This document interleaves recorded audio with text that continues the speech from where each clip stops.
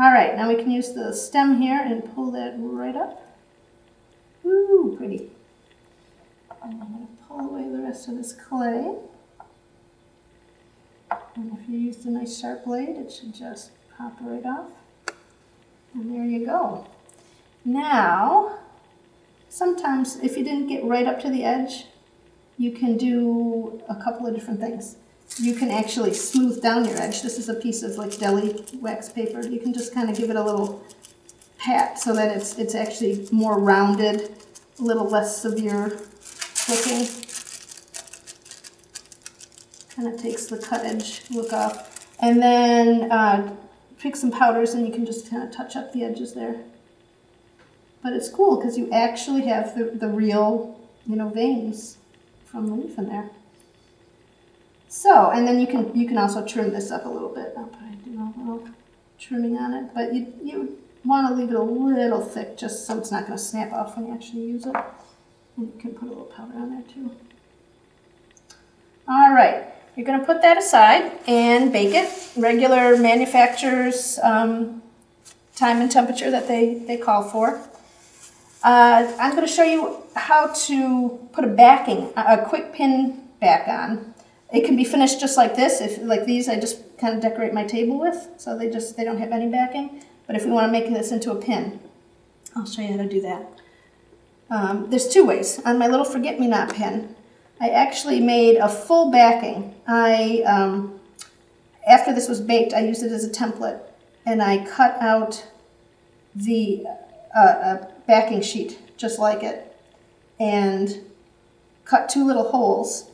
Glued my pin down. Actually, on this one I'll go that way. Glue the pin down, cut out two little holes, and laid it right on top of it. You can put a little liquid polymer clay there, a little liquid Sculpey to adhere the two layers together. But a quick way to do it on something simple like this is you take your pin, put a little bit of glue on it. This is a great one called Polybonder. It will work with the temperature in the oven. The bond won't be destroyed when you heat it in the oven.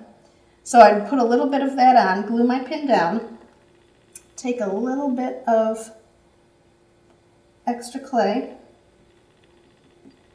make a little head. You can just form it by hand, doesn't matter, you can just, as long as it's something to adhere it, and then actually put that right over the baked piece and press it down. You can put a little metallic powder on if you want. So you just have a double bond there. You have the glue, which will hold that in place, or liquid Sculpey, either one. And then you have this extra protection and this extra seal. You don't want it to be too thick because, of course, your pin has to close. Also remember, when you're gluing, sometimes the glue will actually run up into these channels. So make sure that before you do your final thing that your catch is still actually moving on your pin.